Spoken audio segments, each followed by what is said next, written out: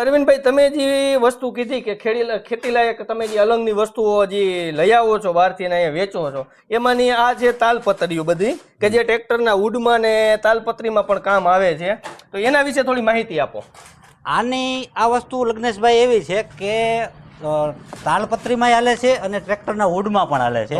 અને આની મજબૂતાઈ એવી છે કે કાતરની કટ લગાવી, આ કાતરની કટ લગાવી આપણે હવે તાકાત હોય એટલી 2 નહીં 5 જણા ખેંચી લેવાની છે, તો પણ કઈ થાય નહીં, કાંઈ ન થાય. આની મજબૂતાઈ જ એટલી છે. એટલે આને કઈ તમે કાપોમાં ખેંચી તો કઈ ન થાય. ના ખેંચો ખેંચો ખેંચો.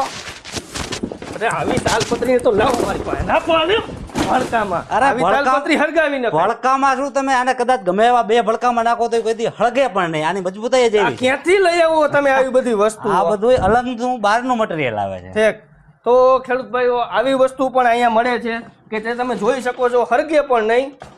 જે તમે આ તાલપત્રી એને હરગતી પણ નથી, નહીતર આટલી વારમાં તો કોઈ પણ પ્લાસ્ટિક હોય ને હરગવા લાગે.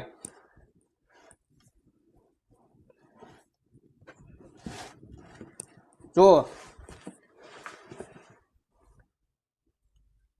હવે અરવિંદભાઈ, આપણે જે કંઈ તમારી આ જે પ્રોડક્ટ જોઈ બધી ખેતીલક્ષી, પશુપાલક માલધારી સમાજ માટેની પણ, તે આપણે જોયું હોય તો આની જગ્યાએ આને સિવાય બીજી કઈ જગ્યાએ જોવા મળશે? હા લગ્નેશભાઈ, આ સિવાય આવનારી તારીખ 2, 3, 4, 5 એપ્રિલ 2026 ભાણવડ 3 પાટિયા જે કૃષિ મેળાનું આયોજન થયું છે ત્યાં પણ અમારો સ્ટોલ રાખેલ છે.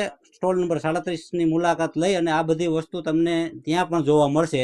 તો વાલા ખેડૂત મિત્રો, માલધારી સમાજ, અચૂક અમારા સ્ટોલની મુલાકાત લેજો એવું અમારું ભાવભર્યું આમંત્રણ છે.